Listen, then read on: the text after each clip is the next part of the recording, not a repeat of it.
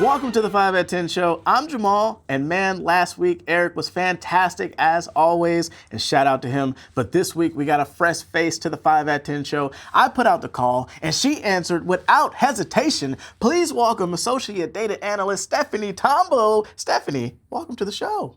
Thank you, Jamal. I'm excited to be here, and we're going to have so much fun today. You are correct, Stephanie, and I love how eager and unafraid you were to guest host with me. And because of that, you're gonna get 10,000 Hot Thrive points courtesy of Jopra. Wow, thank you very much. And I've been waiting to meet Jopra, which lived up to the hype. I'm not really sure where I'm going to spend all those points, but I do know I'm going to enjoy this episode because this show is all about February, being the month of love. Man, and I sure love that playlist that William sent in today. Good bops, as always. I love XG and Rosie. Eh. As an honorary member of the 5 at 10 today, we want your playlist, so email us at 5at10@slaycal.com. And also on today's episode, we have two special guests from Lightspeed Specialty Insurance Solutions who will be here live in the studio. That's right. You will sit down and introduce them to our Slayers, so stay tuned for that. Breaking news, we're thrilled to share that Kathy Hankins has been promoted to Lastly Compliance Principal. This well-deserved promotion coincides with another milestone for Kathy as she's celebrating her 25th year of service here at the SLA. Kathy, you are an invaluable team player who embodies the SLA's core values of being motivated, collaborative, and knowledge-able. And we can't wait to see all the great things you accomplish in your new role. Congratulations to Kathy, much deserved, and we salute you for your service. Usually breaking news means that the show is almost over, right? Well, you would be correct, but not today, because we're just getting started. And I think I want to start seeing some backgrounds because the theme is going to be your favorite rom-com. There's just so many to choose from. Sleepless in Seattle, How to Lose a Guy in 10 Days, Love and Basketball, You've Got Mail, The Wedding Singer, and so much more. Wow, you're like the Love Guru, the Mike Myers movie. Those are all great choices, but I've only seen one of them, so I couldn't tell you what happens in 4 of them. But I can tell you the Kahoot pin to get in the game. So type this pin in right now, 182167. And I think now it's time to see what our Slayers have chosen as their backgrounds today, shall we? All right. Oh, we got some Mamma Mia here. She's the Man. How to Lose a Guy in 10 Days. Ooh. 51st Dates. All right. Love that. Proposal? Good choices there. Stephanie, what's a rom-com you enjoy?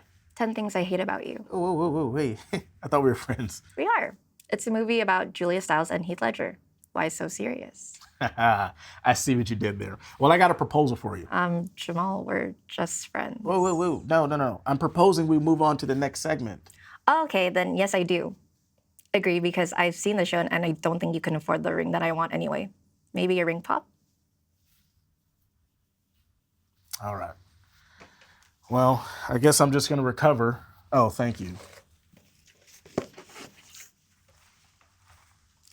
While Jamal recovers, today's theme is the month of love, and we're going to get back to that. But as it is still Black History Month, we here at the 5 at 10 show wanted to take this opportunity with this platform we are given to shed some light on a truly remarkable individual. 5 at 10 show host Gabriela Garcia Sanchez reports on David Flint, a trailblazer who broke barriers as the first Black broker at Lloyd's of London and continues to shape a legacy that exceeds the insurance industry.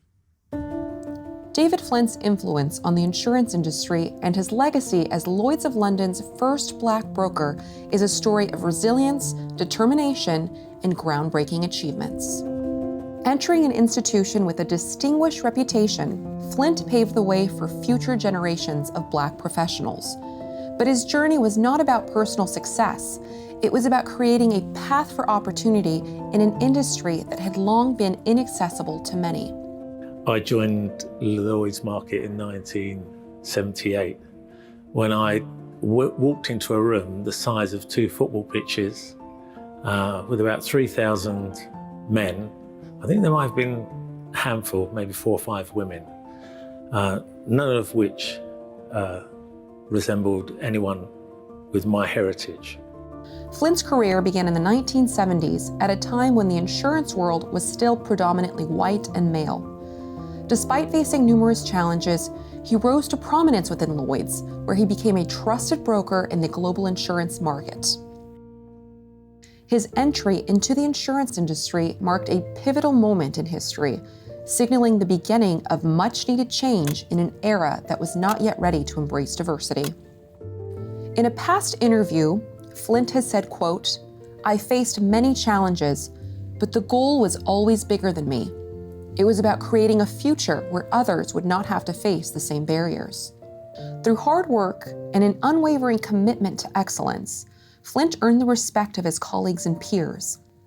His journey was not just about his own rise, but about opening doors for others. While Flint's achievements at Lloyd's of London are celebrated today, it's important to acknowledge the institution's complex history. From the 17th through the early 19th century, Lloyd's played a role in the transatlantic slave trade, ensuring ships that were involved in the transportation of enslaved Africans.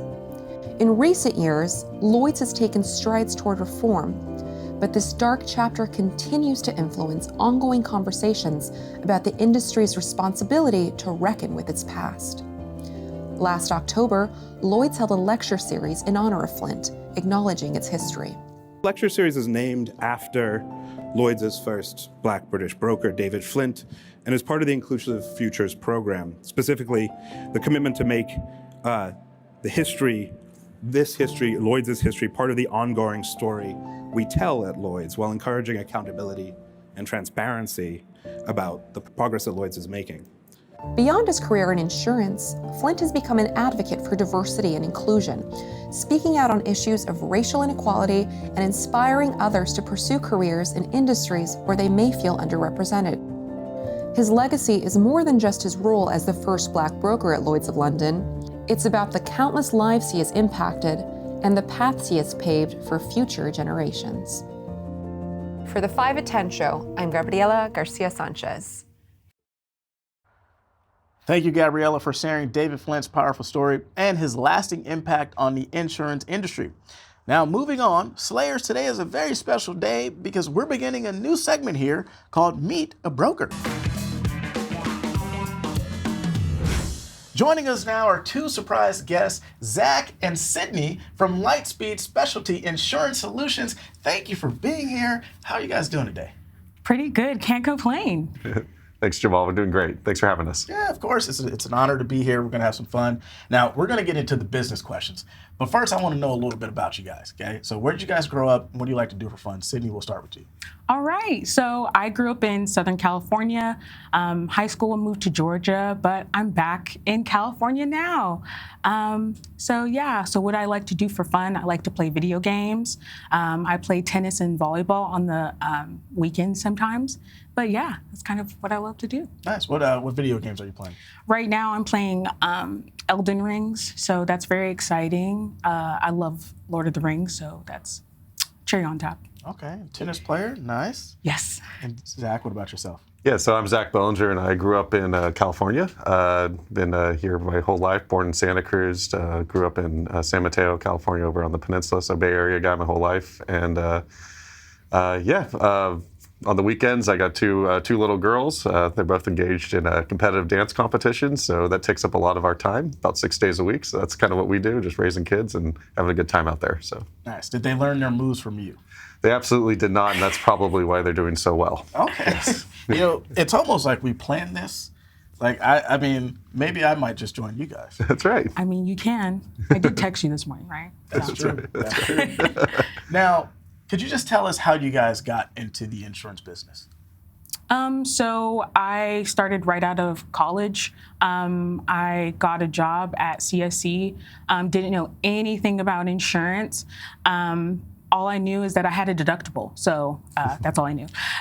But yeah, I worked there for 5 years. I recently started at Lightspeed in August, so that's been pretty exciting to get into a new job, so yeah. Yeah, I started right out of college too. Was trying to figure out where I would start my career. Actually answered an ad off Craigslist for a Pacific Specialty Insurance Company, which is a California regional insurer.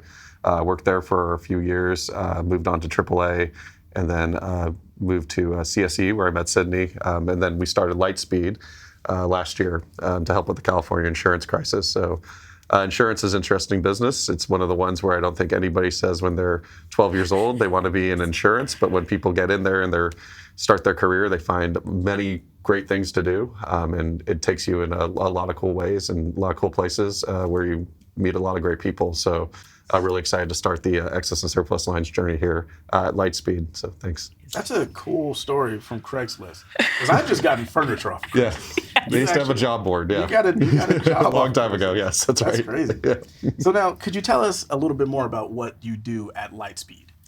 Yeah, so Lightspeed, we're an excess and surplus lines MGA and broker. We offer policies on behalf of underwritten by Lloyd's of London, Emerald-based specialty, and also HDI Global, a German property insurer. And we offer homeowners and landlord policies. So we're looking at single-family homes and then duplexes, triplexes, and fourplexes.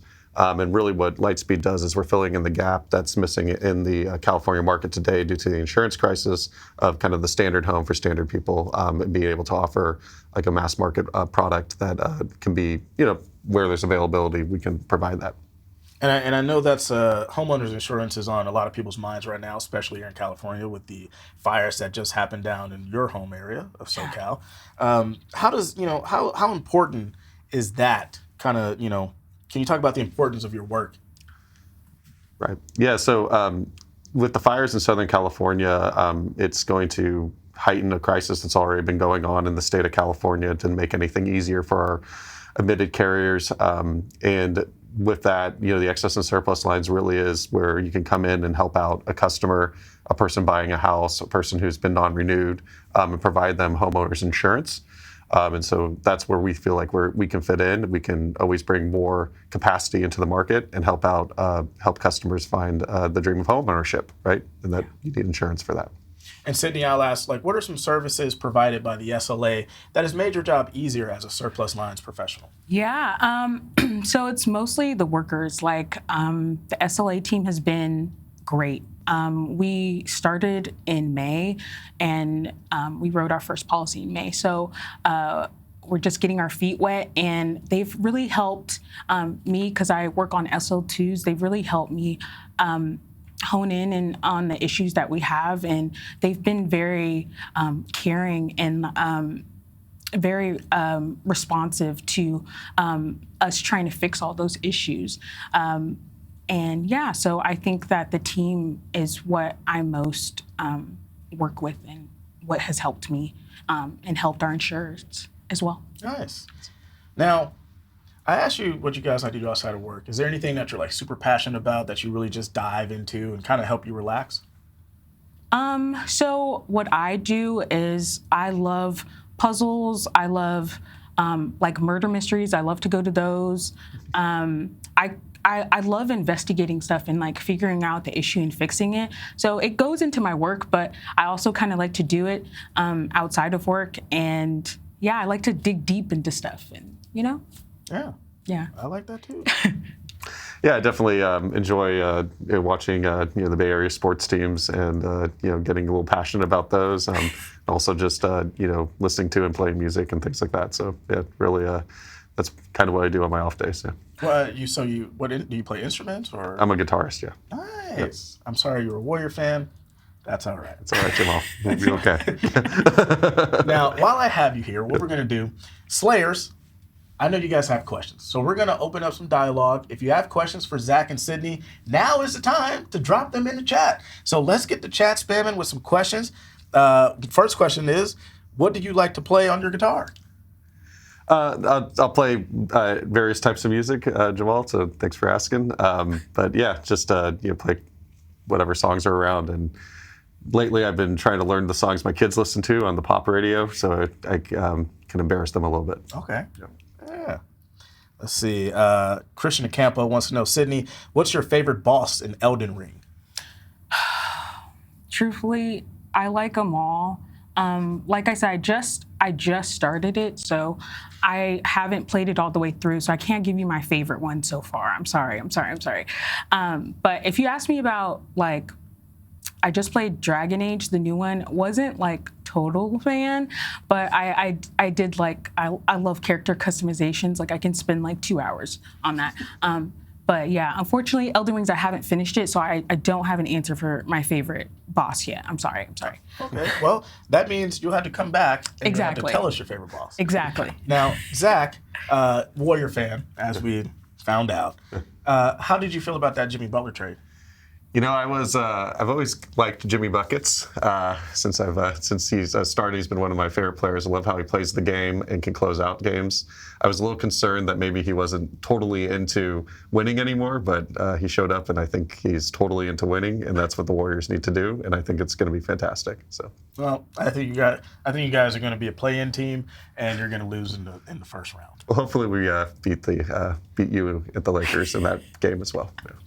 All right, Zach. On that note, thank you guys for coming on. It was a pleasure. That's awesome. And I think now, before we end, Sydney, could you just read that line for me? Hey, Jamal, what can our Slayers win today? You are going to love these prizes. The first prize of the day is a $100 Cinemark gift card. Oscar season is upon us, so grab a jug of buttery popcorn, maybe a cold drink to wash the kernels out of your teeth, because we don't want to hear you sucking your teeth all movie, thanks to this $100 Cinemark gift card. The second prize of the day is a $100 See's Candies gift card. Valentine's Day is past and no one got you anything. That's okay, because you can buy yourself all the truffles in the world and no one can tell you different, Jamal. Oops, thanks to this $100 See's Candy gift card. And finally, the last prize of the day is a $100 gift card to Castello de Amorosa. Maybe you didn't get to spend the Valentine's Day with your Valentine, well, because maybe you didn't have one. So sip some wine alone while swirly birding it and taking a big whiff, thanks to this $100 Castello de Amorosa gift card. 3 lovely prizes, but only one can be the Cupid to choose a prize. So let's head back to the studio to crown a winner.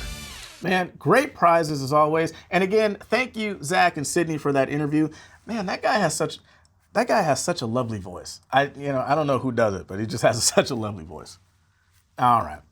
Well, again, thank you guys for coming on and having a little fun with me. I know it's tough enduring the bright lights of the 5 at 10 show, but they handled it like pros, like they've done this before. Now moving along with the show, before we get to the announcements, let's put that Kahoot pin up one more time, and that is 182167. Type that in because we are moments away from trivia, but first, it's time for an announcement.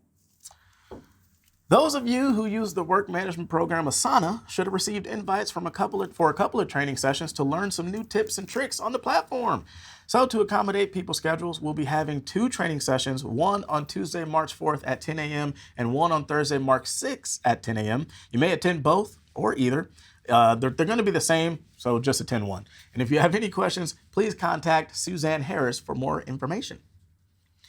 Well, with the announcements out of the way, it's time to test your romantic knowledge with some romance trivia. I'm ready, and Jamal is ready, and I hope you're ready because it's time to lock that lobby in.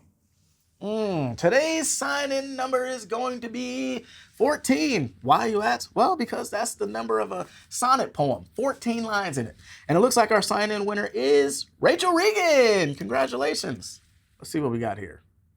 Hopeless romantic. Okay. Spencer's Valentine's Day, or Spencertine's Day. Fuego President. All right.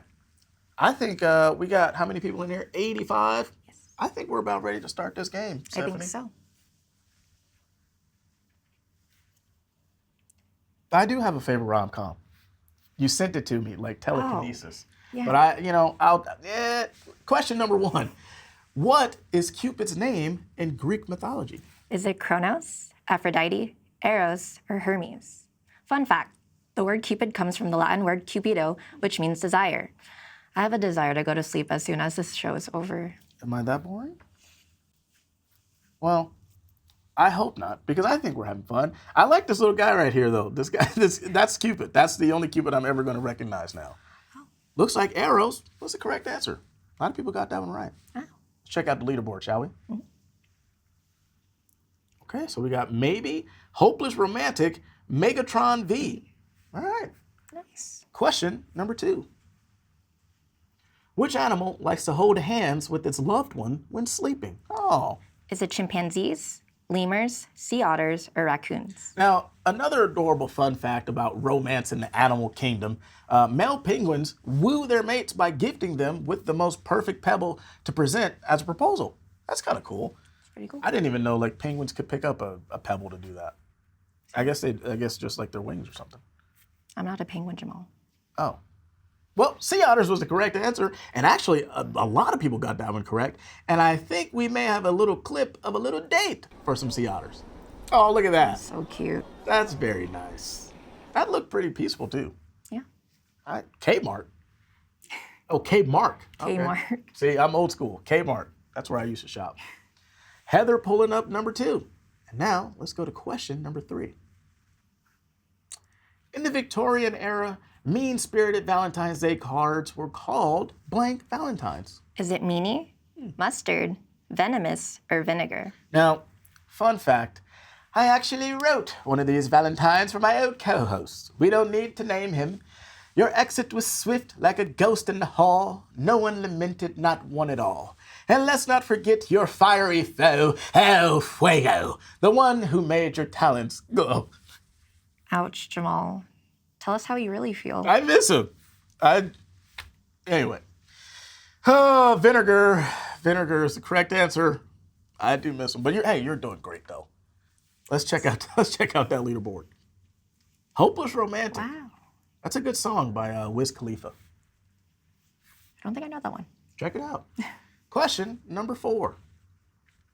Endless Love was voted best love song of all time by Billboard.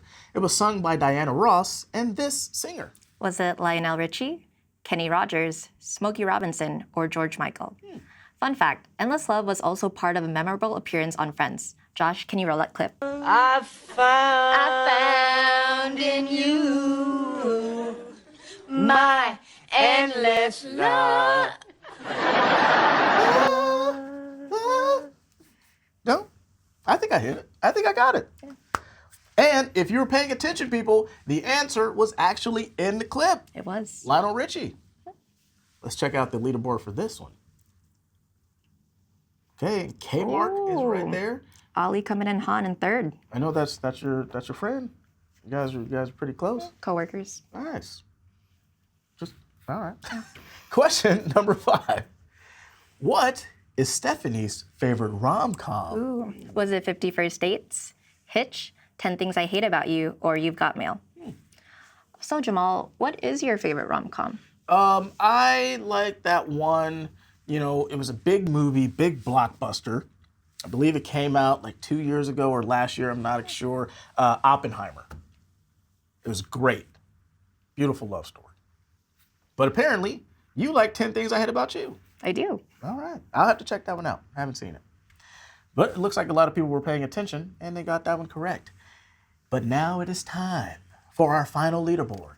Coming in third and loving it, it is Heather. Congratulations. In second place, it's all love for Kmart. Good job to you. And in first place, the Cupid of trivia, it is Anthony Huang. Huang. Congratulations to you. Don't forget to email us at 5at10@slaycal.com in order to claim your lovely prize. Always fun. But you know what else is fun? Our secret judges have been waiting patiently all show. So let's not make them wait any longer. Whoa! Look who it is. It's Zach and Sydney. Welcome back to the show again. Now, we just had a fantastic interview, and I thank you for that. But I did leave out one question, and I want to know, do you have a favorite rom-com? Yes, my favorite rom-com is 50 First Dates. I love that. Nice. My favorite rom-com is The Wedding Singer. Okay. Little Adam Sandler. Yeah. Do you guys have any favorite moments from those movies? Yeah, so the 50 First Dates is when they first get together and she wakes up the next morning and hits him over the head. So yeah, very, very hilarious. Tough love that. Yes. And Zach, what about yourself? I just like the parts with Steve Buscemi in there. I think he's a hilarious character, so always funny. All right. Now to the moment we've all been waiting for. Who are runner-ups and winner today? All right, so runner-up number 2 is The Natural Born Killers. Oh, runner-up number 1. There we go. Oh. Yes. There we go. What is- I think that it's innovative. I think that you deserve an award, and runner-up 2 is just perfect. It might not be a rom-com, but you know, in my heart it is. All right. And who's our next runner-up? Runner-up number 1 is 13 Going on 30. Such a good movie. If Yes. you saw it, it was a spoiler, but now you see it. No, it's a great movie. It is one of my top 10. Love that movie. I'm a little biased on these. I really love these movies. So yeah. You picked the perfect time to come be on the show. Right. And who's our winner today? Our winner is Music and Lyrics. It's such a good movie. I think everybody should watch the music video for it. Very 80s and very cute. So yeah, I love that. All right. And when is our winner going home with today? $100 Bath and Body Works gift card. Nice. Yes. Sydney, nice. And thank you to our secret judges. We appreciate you pulling double duty today and having some fun with us on the show. Thanks for having us, guys. It's really great. Thank you, Jamal Appreciate and it. Stephanie. Thank you for having us. We Oh, really of course. appreciate You it. guys are welcome back anytime. We're matching. I feel like I'm part of the team already. Yes, thank you. Thank you. Thank you. Bye. All right. Almost nearing the end of the show, but we have one more piece of business to attend to. It's time for the High Thrive Comment of the Week.